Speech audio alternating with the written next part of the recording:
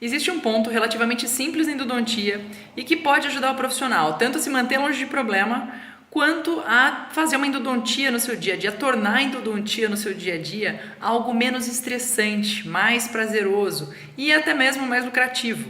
Esse ponto é a seleção de casos. Imagina se um profissional leva aí, na maioria dos seus casos, 5, 6 sessões para fazer um único tratamento endodôntico. É muito provável que a visão que esse profissional tenha de endodontia é de algo extremamente estressante e com certeza algo pouco lucrativo, porque é isso que ele tem no dia dele, o lucro que ele poderia ter num tratamento desse, já lá pela terceira sessão esse lucro já foi zerado. E muitas vezes o que vai ajudar o profissional a resolver esse tipo de estresse no seu dia a dia é exatamente melhorar a sua seleção de casos. Um profissional que faz endodontia, seja ele quem for, especialista ou não, ele tem em um determinado momento da vida dele 3 pilares que regem, na verdade, a prática clínica desse profissional, que são os seguintes: o nível de conhecimento técnico e biológico que ele tem da área, um arsenal específico de materiais e equipamentos que tem à sua disposição e um determinado treinamento e experiência clínica. Ou seja, existem profissionais que fazem desde instrumentação manual, profissionais que não têm ainda tanta experiência clínica em endodontia ou fazem instrumentação manual e têm bastante experiência clínica em endodontia, tem profissionais que têm todas as tecnologias disponíveis, incorporadas no seu consultório, profissionais com bastante bagagem clínica, além de ter toda a estrutura, tem bastante bagagem clínica, experiência.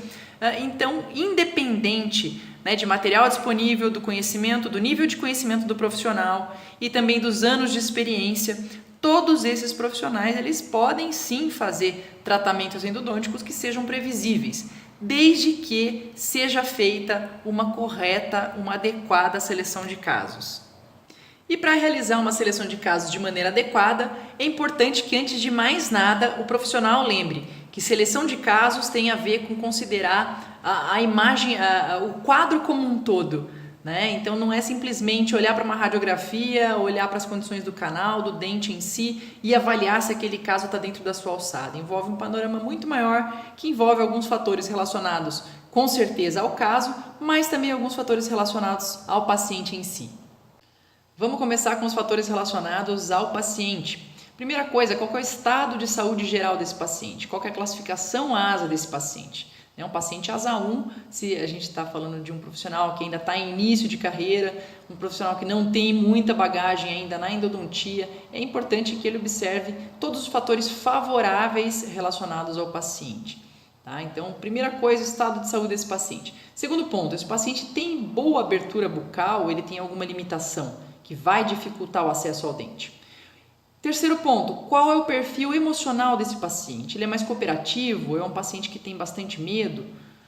E o quarto ponto, esse paciente sente algum tipo de enjoo? É daquele paciente que, às vezes, em função até de uma ansiedade um pouco mais excessiva, ele começa a engasgar muito com água. Então, são fatores que vão sim, que podem sim, agregar dificuldades extras ao caso, independente de não serem fatores relacionados ao dente em si, mas que na hora de fazer o tratamento endodôntico, com certeza, adicionam uma boa complexidade ao tratamento em si.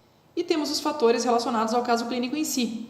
Se trata de um caso de urgência, onde já existe aquele estresse extra em função do estado emocional do paciente, da dificuldade do controle de dor, então já é um caso classificado como uma complexidade aí mais avançada.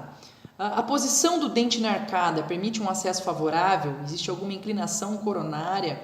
Às vezes é um segundo molar superior com uma inclinação disto-vestibular que dificulta bastante o acesso. Qual a dificuldade para isolar esse dente? Esse dente tem uma coroprotética ou algum outro detalhe coronário aí que dificulte o seu acesso, o acesso aos canais? Na radiografia, dá para ver luz de canal? Existe alguma imagem sugestiva de bifurcação desse canal? Ou seja, a luz de canal ela existe e depois de um ponto ela some abruptamente?